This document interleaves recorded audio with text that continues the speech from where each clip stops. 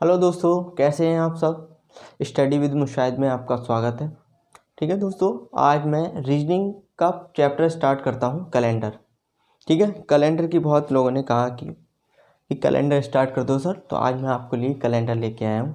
Calendar आपको बहुत ही basic, बहुत ही अच्छे तरीके से आपको पढ़ाऊँगा कि आपको दोबारा पढ़ने की ज़रूरत नहीं पड़ेगी। आप वीडियो को पूरा देखें और लगातार हमसे बने रहें और जिसको शेयर कर दें। ठीक है, तो शेयर कर दें।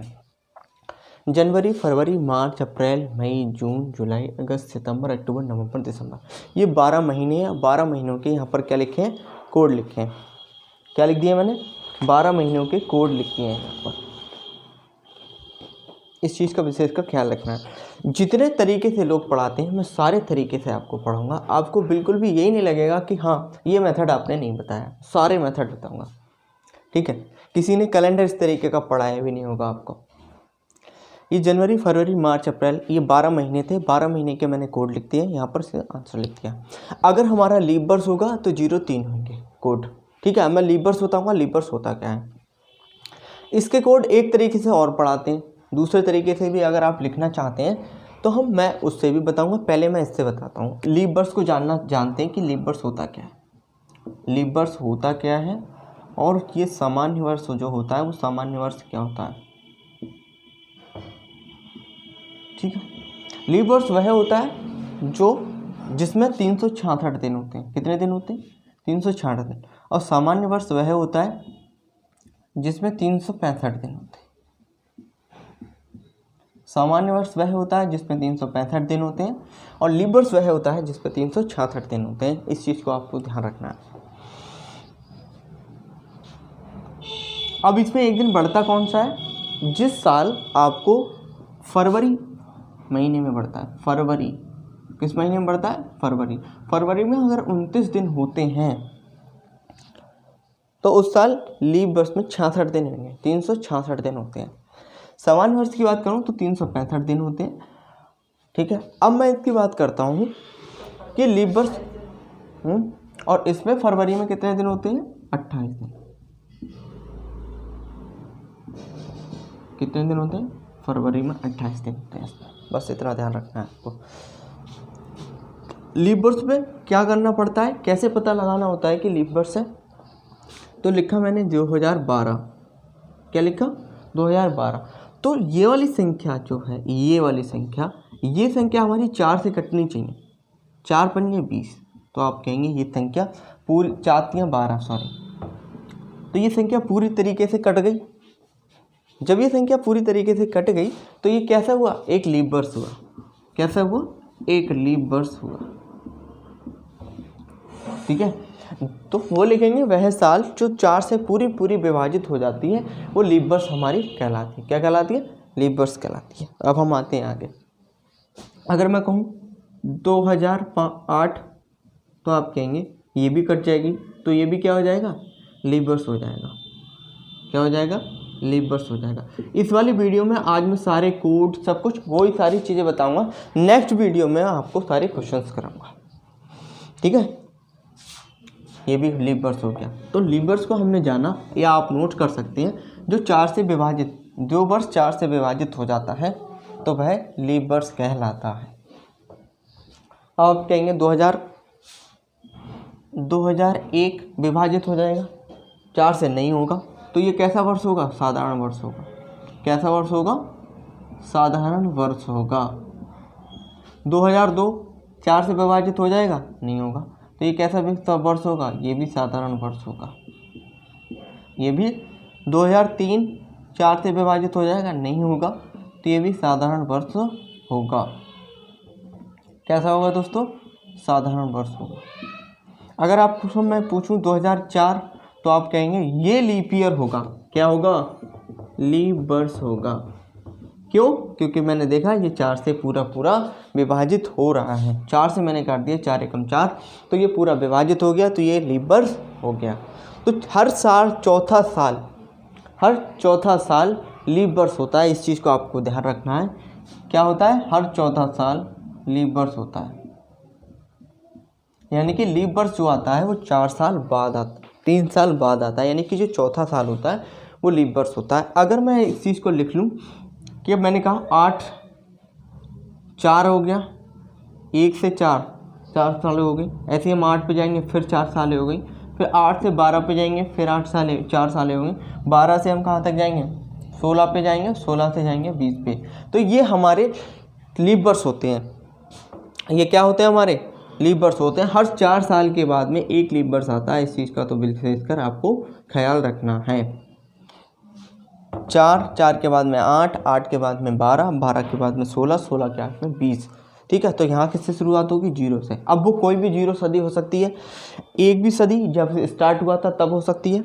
ठीक है, 0 सदी से स्टार्ट होगा और ये चले जाएगा, एक सदी से स्टार्ट होगा और कहाँ तक चला जाएगा, 4 पे, 4 से 8 पे, 12, 16, 18, 20, ये सारे चले जाएंगे। तो इस तरीके से जो 4 से डिवाइड संख्याएँ हो जाती हैं वो संख्याएँ लीप वर्ष कहलाती हैं। अब इसमें एक नोट डालिए, आगे क्या डालेंगे, एक नोट डालेंगे। आप नोट पे क्या लिखेंगे, आप नोट में लिखेंगे नोट शताब्दी ईयर, शताब्दी साल 400 से विभाजित होनी चाहिए, 400 से विभाजित होनी चाहिए। कितने से विभाजित होनी चाहिए दोस्तों, 400 से।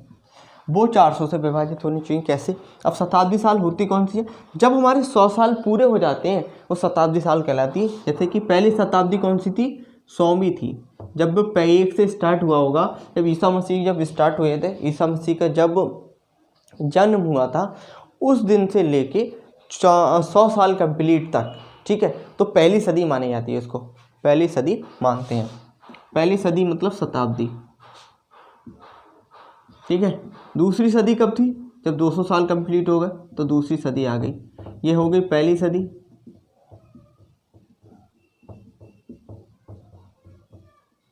ठीक है, ये आ गई दूसरी सदी।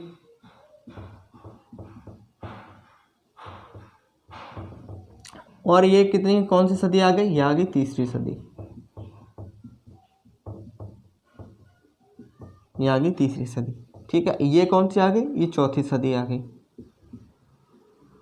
सदी हम कहते हैं शताब्दी को जब हमारे शत मतलब 100, अवधि मतलब समय, 100 सालों का समय। ठीक है, 100 सालों का समय पहली शताब्दी, यानी कि पहली 100 सालों का समय। दूसरी 200 सालों का समय, 300 सालों का समय और 400 सालों का समय, ये चौथी शताब्दी होगी। ठीक है, ऐसे ही अगर हम इसी तरीके से आगे बढ़ते चले जाएं तो ठीक है, तो 8 आएगा। ठीक है, 800 साल 8वीं सदी हो गई, 12वीं सदी हो गई, 16वीं सदी हो गई। ठीक है, अभी कौन सी चल रही है, 20वीं सदी चल रही है। कौन सी चल रही है, 20वीं सदी चल रही है, 20वीं सदी चल रही है दोस्तों। ठीक है,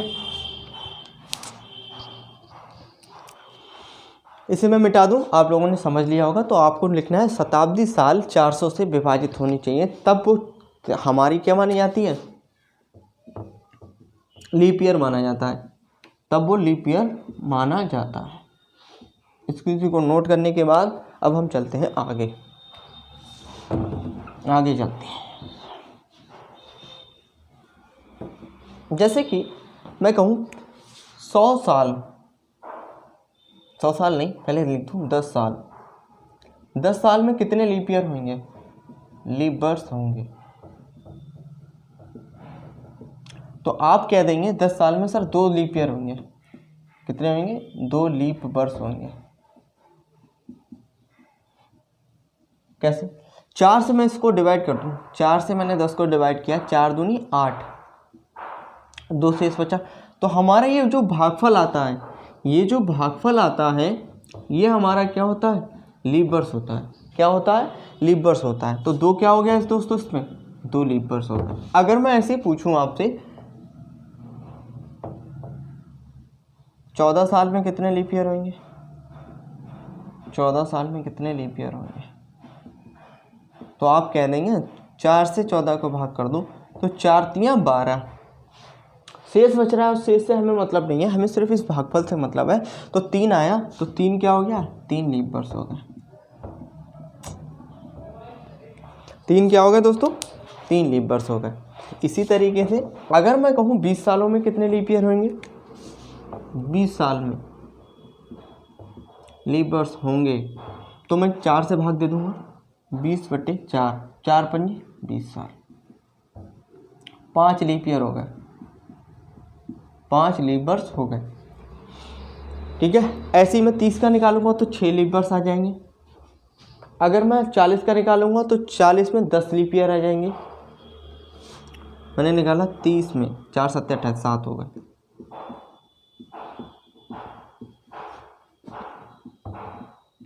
चार से डिवाइड कर दिया तो कितने आ गए, 7 लीप वर्ष आ गए। इसी तरीके से आप आगे बढ़ते जाएंगे।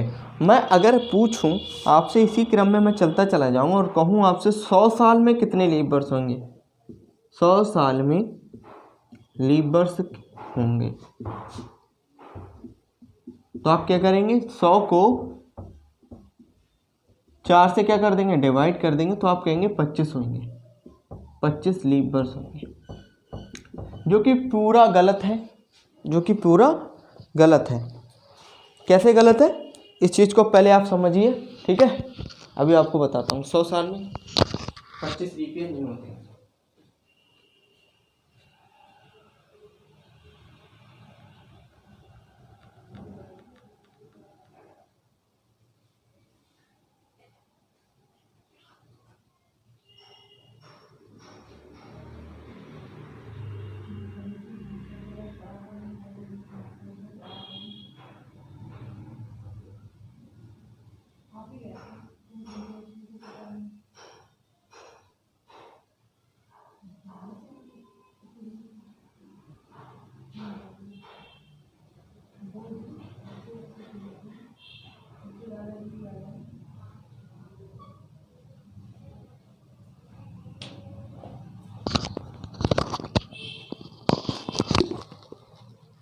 बताइए भाई, समझ गए? तो 25 लीप ईयर 100 सालों में नहीं होते हैं। 100 साल क्या है, 100 साल एक लीप वर्ष है, वो 100 साल एक शताब्दी वर्ष है। क्या है, शताब्दी वर्ष है। 100 साल क्या है, एक शताब्दी साल है। तो इसमें से मैं 4 घटा दूंगा, तो 100 में से मैंने 4 घटा दिया तो कितना आया, 96 साल। तो 96 को मैंने 4 से भाग दिया, तो आप कहेंगे 4 दूनी 8 और 4 चौक 16, तो 24 साल हो गए। अब कहेंगे 100वां साल भी तो होगा सर, 4 से कट जाएगा। मुझे ने कहा था कि शताब्दी साल, जो शताब्दी साल होगा वो 400 से कटना चाहिए। क्या ये 400 से कट जाएगा? नहीं कटेगा दोस्तों। इसीलिए 100 साल, 100वां जो साल होगा, जो 100वीं साल होगी, वो लीप ईयर नहीं होगी। तो 100 सालों में कितने लीप ईयर आ गए, 24 साल। अगर मैं निकालूं 200 साल में कितने लीप ईयर होंगे, 200 साल में लीप ईयर, तो आप क्या करेंगे, 24 के दुगने कर देंगे, 48 साल। 24 के दुगने कर दिया, क्योंकि 100 साल में 100 गुणा 200 होता है। मैं इसे लिख सकता हूँ 100 × 2, तो 24 गुणा 2, तो कितने हो गए, 48 साल हो गए। कितने साल हो गए, 48 साल हो गए। अगर मैं कहूँ 300 सालों में कितने होंगे, तो आप कहेंगे सर 100 गुणा 3 कर देंगे, तो 24 गुणा 3, 72 साल हो गए। 400 सालों में कितने होंगे,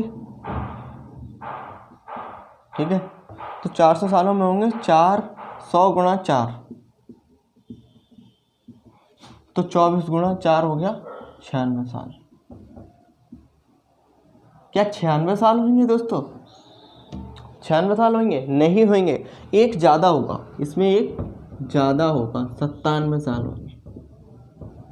कितने होंगे, 97 साल होंगे। ऐसा क्यों होगा, मैं 4 से इसे डिवाइड करूंगा, तो आप कहेंगे 4 से 4 एकम 4, 400 आ गए। अब 3 कौन से नहीं हुए, एक 300 साल में, 200 साल में, 100 साल में घटा दो 3, ये 300 साल 97 आ गए। आप कहेंगे ये भी तो एक शताब्दी साल है 24, तो ये 400 से कट जाएगा, 400वीं सदी 400 से कट जाएगी, इसीलिए इसको एक जोड़ देंगे, इसीलिए इसमें एक जोड़ देंगे, ये हमारा आंसर हो जाएगा। तो 400 साल में कितने शताब्दी ईयर होते हैं, लीप ईयर होते हैं? आप कहेंगे 97 होते हैं। ठीक है, 97 होते हैं। 100 साल में कितने लीप ईयर आए? 97 लीप ईयर आए।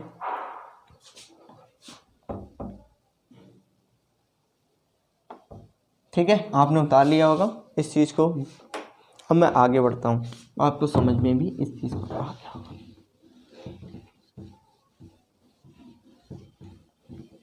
ठीक है, लीप ईयर का तो कॉन्सेप्ट आपको समझ में आ गया होगा।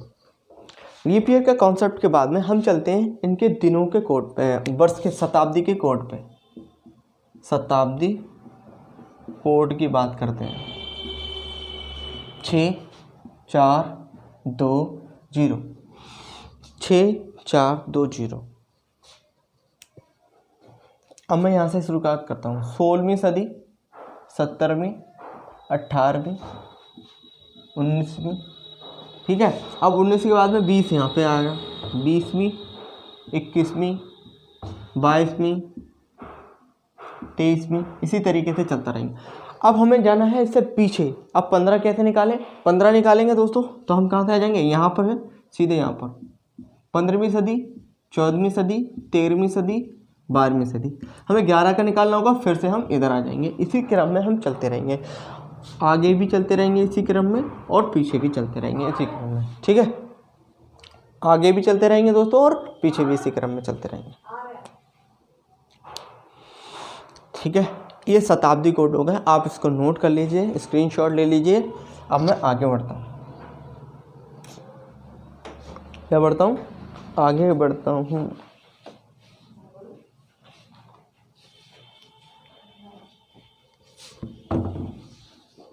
अब लिखते हैं हम, क्या लिखेंगे दोस्तों?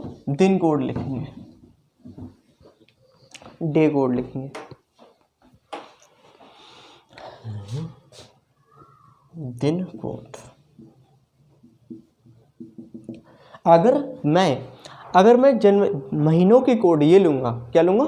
महीने को कोड ये लूँगा, तो मुझे दिन कोड ये रखने पड़ेंगे। रवि, सोमवार, ठीक है, मंगलवार, बुधवार, बृहस्पतिवार, शुक्र, और ये आ गया शनि। क्या आ गया? शनि आ गया। ठीक है, तो रविवार क्या है? रविवार को आप 1 मानेंगे, ये 2 मानेंगे, 3 4 5 6 और ये 0। ठीक है, दिन कोड ये होगा। अगर ये वाले कोड मैं चेंज कर दूँ, ये वाले कोड ऊपर वाले, कुछ टीचरों ने आपको पढ़ाया होगा या यूट्यूब पे आपने देखा होगा, कुछ ने और कोड से पढ़ाया होगा, मैं उसको भी आपको बताता हूँ। फिर दिन कोड चेंज हो जाएंगे, दिन कोड भी आपके चेंज हो जाएंगे। अब फिर कौन से हो जाएंगे? तब तक ये नोट करो, मैं अभी बताता हूँ।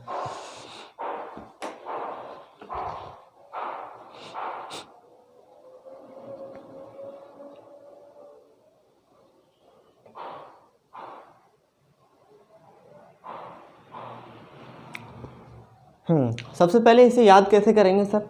याद भी तो करना है इसे याद करेंगे 144 025 036 146, ये याद हो गया। वेरी सिंपल, मोबाइल नंबर की तरह आपको याद करना है। 144 025 036 146, ये पूरा याद हो जाएगा। ठीक है, लीप वर्ष होगा तो 03 आ जाएगा, बस इतना सा आ जाएगा। अब इसे मैं कोड को चेंज करता हूँ, मैं इस वाले कोड से भी आपको लिखा देता हूँ। अब जो मैं आपको कोड लिखा रहा हूँ आप उसको भी नोट कर लीजिए। ठीक है, फिर आप कहेंगे वो टीचर ने तो ऐसे पढ़ाया था, तो आपको मैं सब तरीके से पढ़ा रहा हूँ। बिन कोड के भी आपको पढ़ाऊँगा, एक भी सिंगल कोड भी आपको याद नहीं करना पड़ेगा, ये चीज़ देखने का। मैं आगे वो भी पढ़ाऊँगा, फिलहाल पहले आप इससे पढ़िएगा। 033 600 033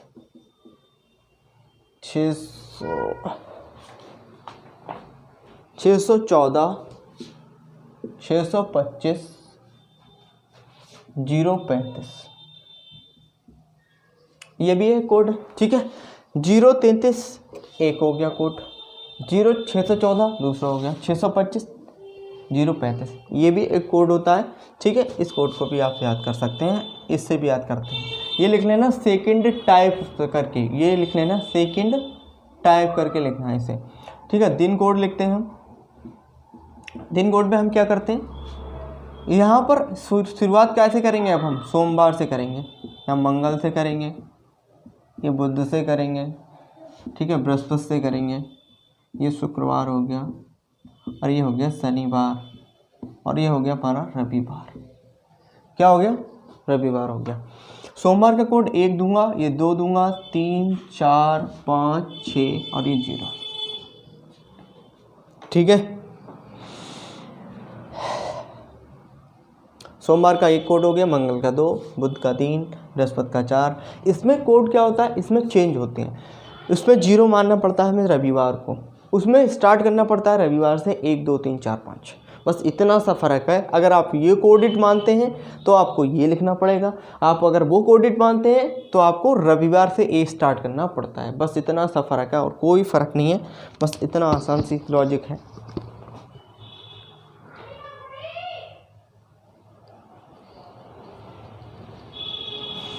ठीक है, उतार लिया होगा आपने, स्क्रीनशॉट ले लिया होगा। मैं इसको अब मिटा देता हूँ। मिटाने के बाद में मैंने आपको लीप ईयर का कॉन्सेप्ट समझा दिया। अब सिर्फ एक चीज़ और समझनी है आपको, विषम दिन। क्या समझना है दोस्तों? विषम दिन। विषम दिन क्या होता है? विषम दिन क्या होता है? अब आपसे मैं पूछूंगा कि एक सप्ते में कितने दिन होते हैं? एक सप्ते में कितने दिन होते हैं? 7 दिन होते हैं। ठीक है, 7 दिन होते हैं। अब मैंने कहा कि 8 दिन में कितने विषम दिन, तो आप क्या करेंगे, इस वाले 8 को 7 से भाग कर देंगे, तो 7 एकम 7। इसमें क्या बचेगा? शेषफल। कितना बचा? शेषफल बचा। कितना बचा? 1 बचा। तो 1 क्या हो गया दोस्तों? इसमें विषम दिन हो गया।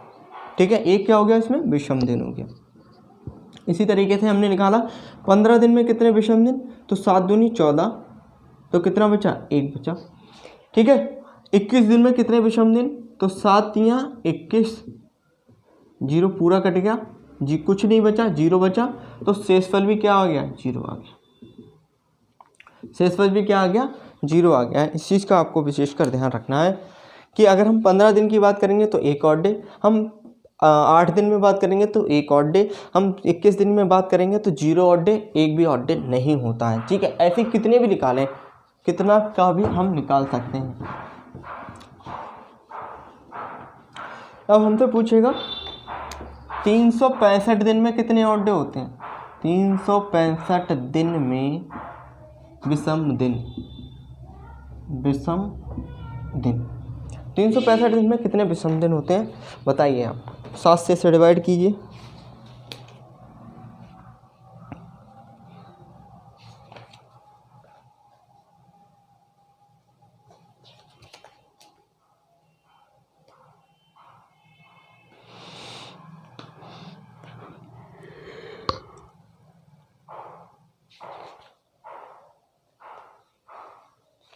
ठीक है, बताओ तो क्या करेंगे? 7 से इसको डिवाइड कर देंगे।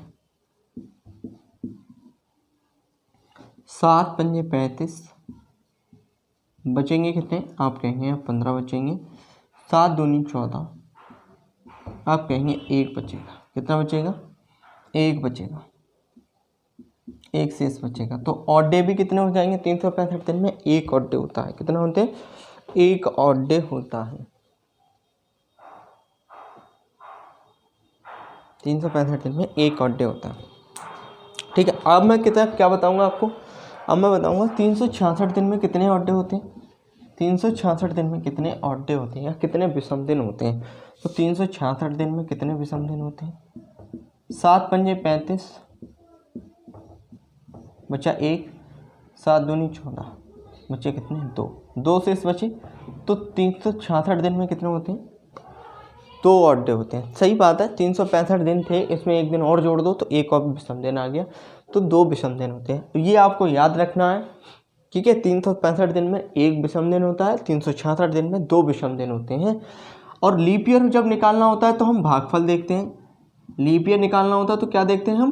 भागफल। और जब हमें ऑड डे यानी विषम दिन देखने होते हैं तब हम नीचे वाली संख्या को देखते हैं, शेषफल देखते हैं। ठीक है, ये तो रहा दोस्तों पूरा कैलेंडर का बेसिक मैंने 2 टाइप से आपको कोडेड बताए हैं, 2 कोडेड। एक कोडेड में आपको दिन का शेड्यूल बताया है 1, 2, 3 जो रविवार से स्टार्ट होता है, ठीक है। दूसरे में मैंने बताया आपको सोमवार से स्टार्ट होता है 1, 2, 3, 4, 5, जिसमें रविवार 0 रहता है, जो कि आपके सामने है।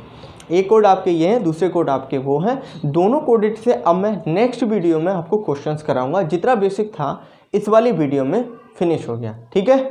मिलते हैं अगली क्लास में। थैंक यू दोस्तों, अपने दोस्तों को ज़रूर शेयर करो, ठीक है, वीडियो को ज़्यादा से ज़्यादा। Thank you.